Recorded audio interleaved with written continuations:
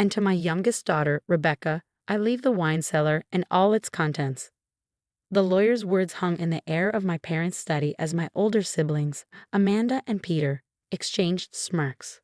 They'd already divided up the real prizes: the mansion, the investment accounts, the vacation homes, and Dad's successful import business.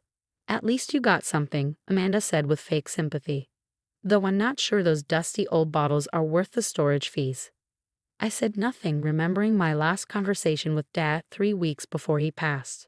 He'd taken me down to the wine cellar, something he'd done countless times throughout my childhood. While my siblings had dismissed his wine collecting as an old man's hobby, I'd spent hours with him learning about vintages, regions, and proper storage.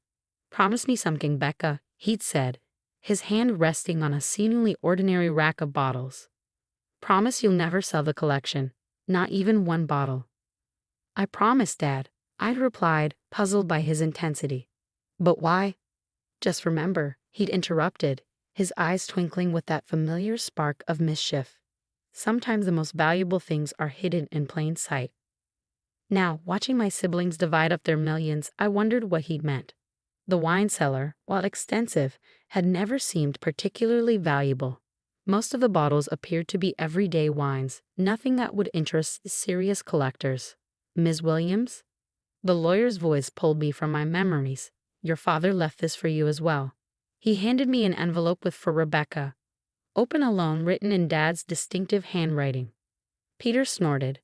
Probably instructions on how to drink cheap wine. I tucked the envelope into my purse, ignoring their laughter. After the will reading, I drove straight to the estate, using my key to enter the wine cellar. The familiar smell of oak and earth welcomed me as I descended the stone steps. Everything looked exactly as it had during my last visit with Dad.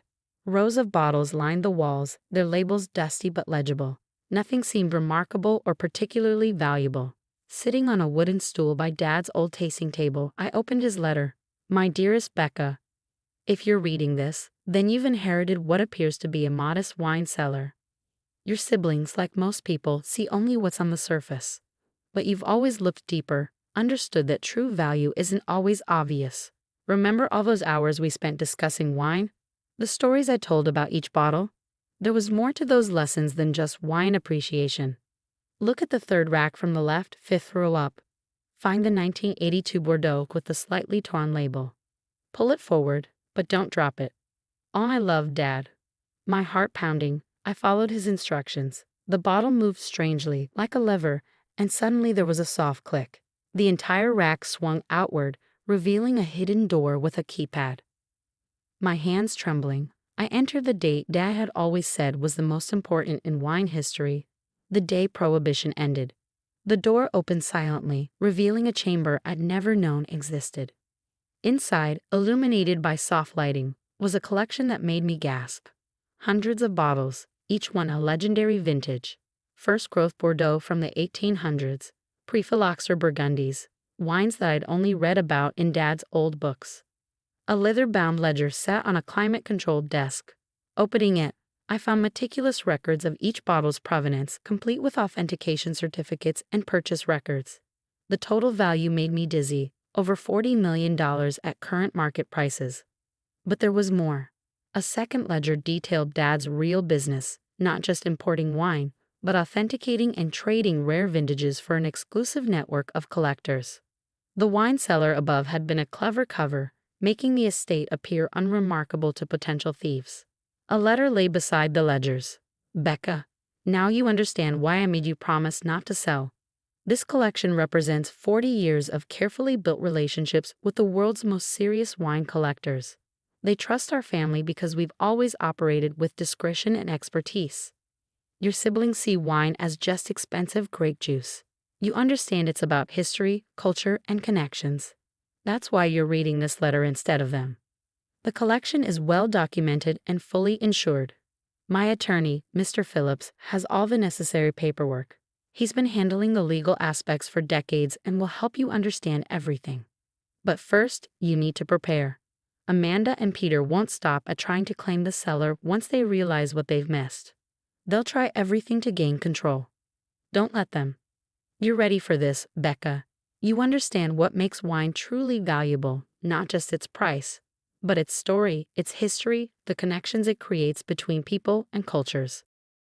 All my love, Dad P has checked the small black book in the corner. You'll find tomorrow's appointment particularly interesting. The book contained details of a meeting scheduled for tomorrow morning with the curator of rare wines for the royal family interested in acquiring several pre-war Burgundies.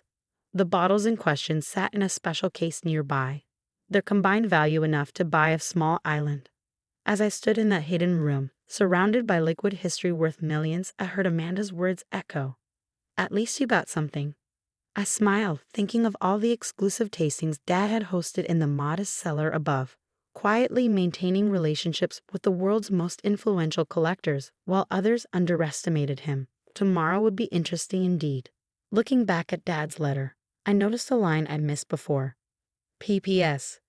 The security cameras have already caught Peter trying to inventory the cellar tonight. The footage might be useful later. I checked the sophisticated security system's feed. Sure enough, there was Peter sneaking around with a wine pricing app, probably looking for anything valuable enough to challenge the will over. That's when I truly understood. Dad hadn't just left me a wine collection.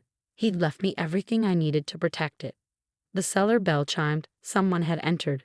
Through the security monitor, I saw Amanda wandering the outer cellar, probably looking for expensive labels she could claim had sentimental value. Let her look, I thought. The real treasures were safe behind stone and steel, waiting for someone who understood their true worth. Just like Dad had waited for someone who understood his. The next morning, I arrived at the cellar early to prepare for the royal family's curator meeting. Amanda's Mercedes was already parked outside, and I could see Peter's Range Rover turning into the driveway. Perfect timing. I straightened my vintage Cartier watch, a gift from Dad that my siblings had always dismissed as a reproduction, and waited. Becca. Amanda's voice carried down the cellar stairs. We need to talk about proper storage for these wines. Peter and I think. Later, I interrupted, checking my phone. I have an appointment. An appointment? Peter scoffed as he joined us. In this dusty cellar. With who? The cellar door opened again, and Sir James Wellington, chief wine curator for the royal family, descended the stairs. His assistant followed, carrying specialized cases for transporting rare wines. Ms. Williams? Sir James extended his hand. Your father spoke highly of you. He said you inherited his palate for fine vintages. I led them to the tasting room, the public one, leaving my siblings staring open-mouthed. This needs to be a family discussion, Amanda called after me. Later, I repeated. I have business to conduct. In the tasting room, I used the hidden elevator system I discovered last night to bring up the pre-war Burgundies from the vault. Dad had thought of everything, creating a way to access the collection without revealing its location. Magnificent, Sir James breathed, examining the bottles. The provenance documentation. I provided the comprehensive records Dad had maintained. As you can see, the chain of ownership is unbroken since they left the vineyard in 1939. After an hour of examination and discussion, Sir James made his decision. The royal household would acquire the Burgundies for £2.8 million, maintaining the same discretion that had characterized their 30-year relationship with my father. When I emerged from the tasting room, my siblings were still there, trying to look casual while obviously burning with curiosity. What was that about? Amanda demanded. Just business, I replied. The kind Dad taught me while you were both too busy to learn about cheap bottles. Now look here, Peter stepped forward, his face reddening. This is ridiculous. We had that cellar assessed. You had the public cellar assessed. I corrected him, the part Dad wanted you to see. That stopped him short. What are you talking about? Why don't we discuss it over dinner? Bring your lawyers. You'll need them after your failed inventory attempt last night. Peter went pale. Amanda's perfectly maintained facade cracked. You're bluffing, she whispered. I pulled out my phone and played the security footage. Dad believed in good security. He also believed in keeping evidence. They left quickly after that, already on their phones with their lawyers, but I knew this was just the beginning. Over the next few weeks, I discovered the true scope of Dad's wine empire. The cellar was just one node in a network of relationships he'd built across the global wine trade. His reputation for authenticity and discretion had made him the go-to dealer for legitimate collectors worldwide. The public cellar served multiple purposes: a cover for the real collection, a way to spot potential clients, and most importantly, a test of character. How people treated what they thought was a modest wine cellar revealed everything about how they handled truly valuable vintages. My siblings, predictably, launched a legal challenge to the will. They claimed Dad hadn't been of sound mind, that I had manipulated him, that the cellar's true value had been concealed from him. But Dad had prepared for that too.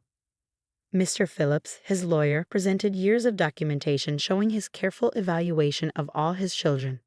Notes about Peter's attempts to sell off worthless wines for quick cash. Records of Amanda's complaints about the embarrassing cellar and her refusal to learn about wine, and detailed observations of my own growing understanding of both wine and people. Your father, Mr. Phillips told me after we won the court case, was playing a very long game. He needed someone who understood that true value isn't always obvious in wine or in people. The victory was comprehensive. Amanda and Peter were forced to pay damages for the attempted inventory theft and sign agreements preventing them from interfering with the business. But success brought its own challenges. Running an international wine trading business required more than just knowledge of vintages and regions. It needed discretion, judgment, and an ability to read people as carefully as you read wine labels. Gradually, I built my own reputation while maintaining Dad's high standards. The public cellar continued to operate, still serving as both cover and testing ground. I even hired Peter's daughter, who shared my love of wine and had her grandfather's eye for quality, as an apprentice, proving that sometimes taste skips a generation. 1 year after Dad's death, I sat in a hidden vault with a glass of his favorite Bordeaux, reading his personal journals. One entry stood out. The greatest treasures aren't always the ones in plain sight. Sometimes they're the people others overlook, the potential others miss, the value others are too blind to see. Becca understands this. That's why she'll take what I've built and make it even stronger. He'd been right, of course. The real inheritance wasn't just the multi-million-dollar wine collection or the network of international clients. It was the wisdom to see beyond surfaces, to understand that true worth often hides behind modest labels. Amanda and Peter had inherited the mansion and money, the obvious wealth. But I had inherited something far more valuable. A legacy built on understanding, patience, and the ability to recognize treasure in unexpected places. 2 years later, at a private tasting for select clients, Amanda approached me with an unusual request. Would you teach me about wine? Really teach me? I think I finally understand what Dad was trying to show us all those years. I smiled, remembering all her past comments about cheap bottles. I'd be happy to, I said. After all, someone needs to explain that real value isn't always what it appears to be. Looking around the cellar that night, after everyone had gone, I touched the bottle that concealed the vault's entrance. Dad's voice seemed to echo in the silence. Sometimes the most valuable things are hidden in plain sight. How right he'd been. The real treasure wasn't just the wines in the vault. It was in the lessons he taught me, the wisdom he'd shared, and the understanding that true value, whether in wine or in people, often lies beneath the surface, waiting for someone patient enough to discover it. Just like Dad had seen the potential in me when everyone else saw just another girl who liked to drink wine with her father. And that, I realized, was the greatest inheritance of all.